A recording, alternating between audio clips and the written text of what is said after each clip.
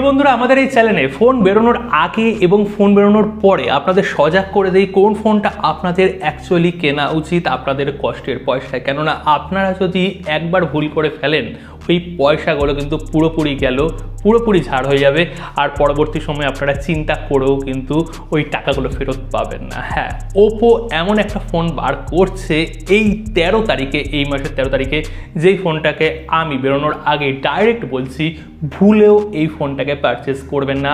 তার দিকগুলো আজকে এই ভিডিওতে আমি তুলে ধরবো।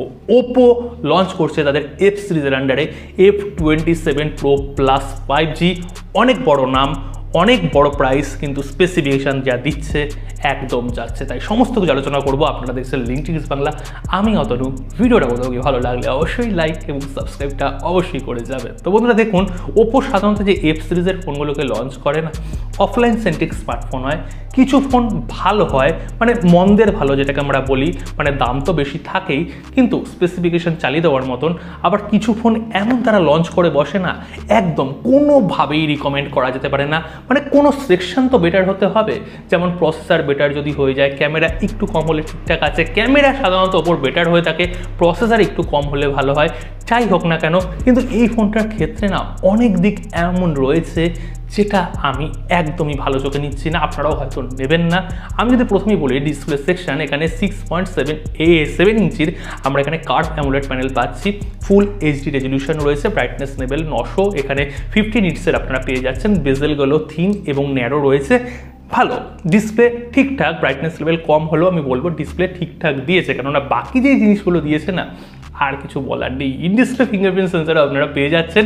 আর যদি এখানে বিল্ড কোয়ালিটি বা লুকিংয়ের ব্যাপারটা আসে, ওপো দেখতে খুব ভালো হয় এবং বিল্ড কোয়ালিটিও ভালো করে। তারা গ্লাস বিল্ড কোয়ালিটিরও ফোন দিচ্ছে ব্যাক সেকশনে, এবং এখানে আমরা ব্যাক সেকশনে ভেগান লেদারেরও কিন্তু ভ্যারিয়েন্ট পেয়ে যাবো। আর ফ্রন্ট সেকশনে কর্নিং গরিলা গ্লাস ভিক্টাস 2 এর কিন্তু এখানে সার্টিফিকেশন রয়েছে।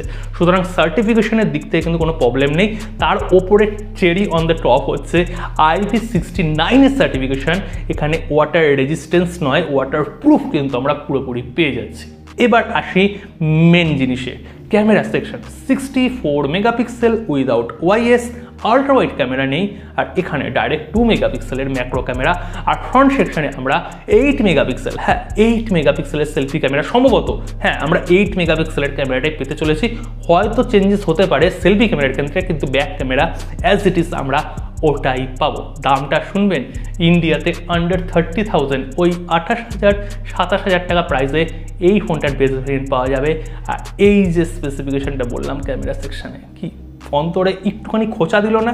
ওই আল্ট্রা ওয়াইড আপনারা পাচ্ছেন না, এখানে কিন্তু এইরকমই কম্প্রোমাইজ রয়েছে। প্রসেসর সেকশনে মিডিয়াটেক ডায়মেনসিটি 7050, যেই প্রসেসরটা আমরা রিয়েলমির P1 এর ক্ষেত্রে পেয়েছি, সেই একই প্রসেসর আমরা আন্ডার 30,000-এ পাচ্ছি। রিয়েলমির ক্ষেত্রে 15,000 টাকার মধ্যে পেয়েছিলাম। এবারে একটুখানি জাস্টিফাইড করে দেই, এই প্রসেসরটা 6nm বেস প্রসেসর, এবং প্রসেসরের আন্তঃস্কোর 5,50,000-এর কাছাকাছি, কিন্তু এর থেকে ভালো প্রসেসর এই প্রাইস সেগমেন্টে আপনারা পেয়ে যাবেন।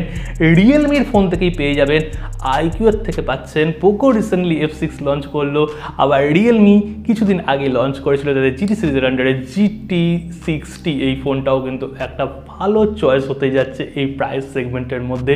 সুতরাং প্রসেসরের দিক থেকেও ওপো এই ফোনটাকে অনেকটাই পিছিয়ে রেখেছে।